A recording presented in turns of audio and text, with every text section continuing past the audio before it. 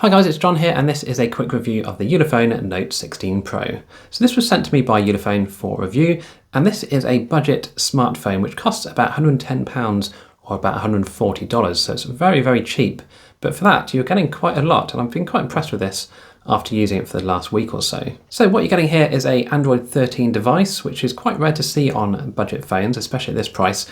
And it does come with a Unisoc T606 processor, so not the most powerful in the world, but that does come with the Mali G57 MP1 GPU, so you can play games on the lowest settings, and we'll go through that a bit later on. It comes with 8 gigs of RAM and 256 gigs of storage, which is expandable. So we can see here you can fit 2 nano SIMs or a nano SIM and a micro SD card for that external storage option. It does feel quite light, it's about 184 grams, so this is a nice light device, and we'll just quickly have a look at the cameras here. So at the top we have a 50 megapixel f1.8 wide camera lens, and down here we have one of those lovely 2 megapixel macro cameras with an f2.6. We have our LED flash, and this is capable of recording at 1080p at 30 FPS. And on the front of the phone we have the 8 megapixel teardrop camera here, and that is capable of 720p at 30 FPS.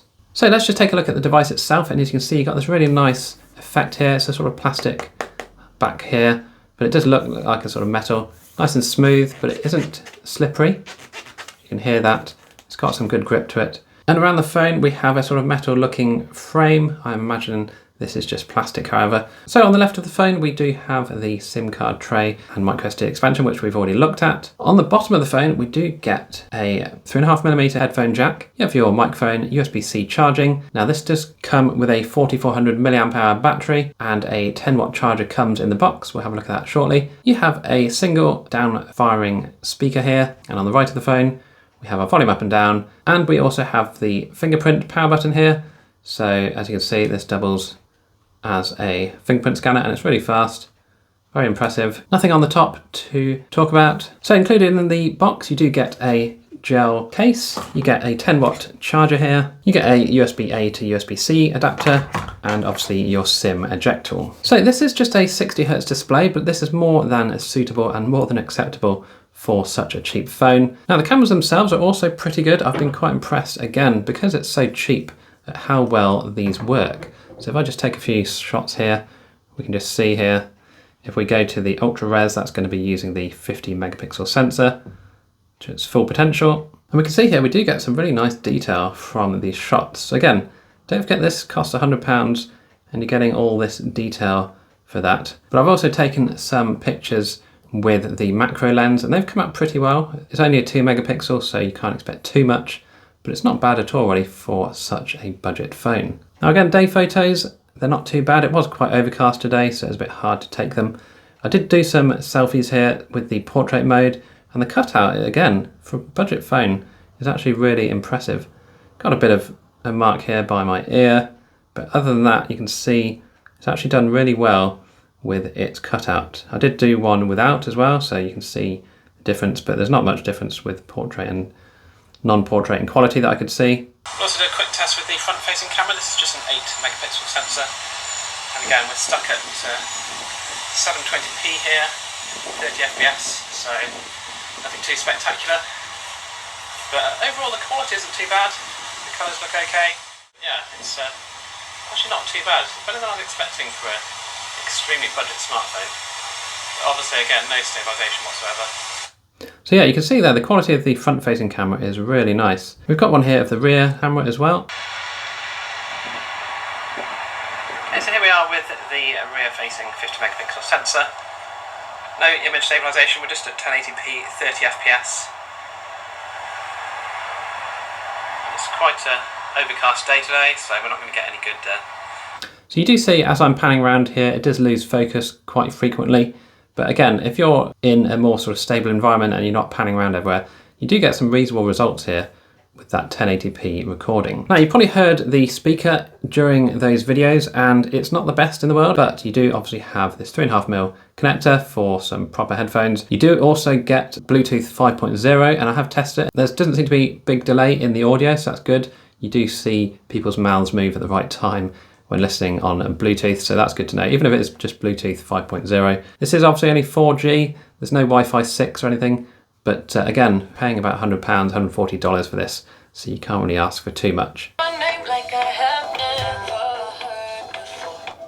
So you can see the FM radio works really nicely. I've got my headset plugged in here. You can record the radio and listen back to it at a later time, so that's a really nice feature.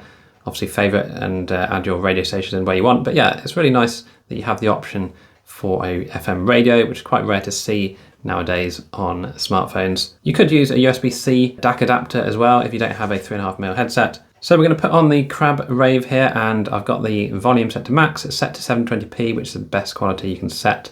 I'm just going to listen to how it sounds out of this single speaker. There's no speaker at the top of the phone, so it will just be the sort of mono experience here.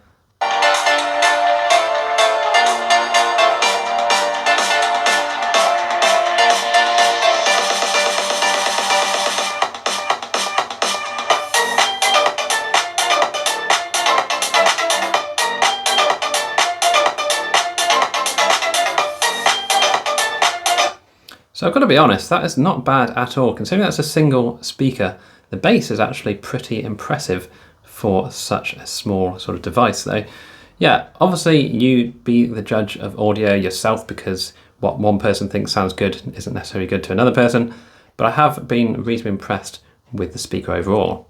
Now I've done some phone calls with this as well, and it does support Wi-Fi calling and HD voice. So I did some calls earlier and it sounds absolutely fine. No problems at all with call quality, so that's good to know. So I'll quickly show you the benchmark results. So here is our Antutu result, and you get 220,404. Don't forget this is the Mali G57 MP1. Did some Geekbench 6 scores here. We get a 380 for the single core and 1248 for the multi-core. And for the compute, or the GPU benchmark, we get 456. So for the Jetstream browser test, we got 48.159. And yeah, the browsing hasn't been bad at all. I must admit, it's not bad for just scrolling websites and reading articles. It does load pretty quickly. You can see that's more than usable for most people.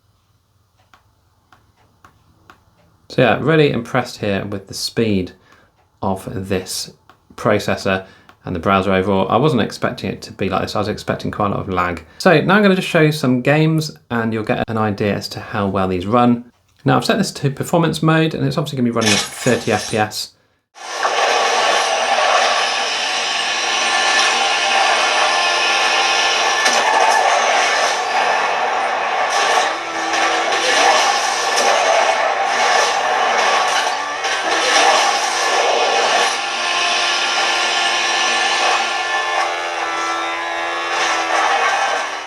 So here on Call of Duty, we've got it set to low and high for our graphics, and that is the best settings. You can see here it's running at a very nice, smooth 60 FPS.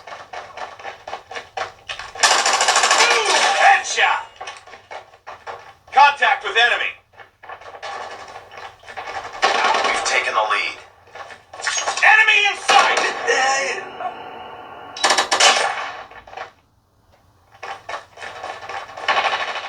Okay, so here's Genshin Impact, and we've got everything set to the lowest and 30 FPS, and it runs pretty good. It is still a bit stuttery during intense moments, but again, not bad at all, really.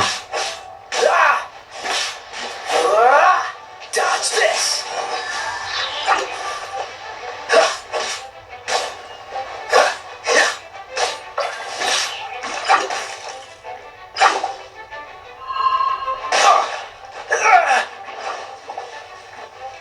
So here we are in PUBG, and we've got it set to the following settings. This is probably the best ones to use, just smooth and ultra, so that's up to a maximum of 40 FPS. You can select HD and high, but you might as well just leave it on smooth and ultra for the graphic settings.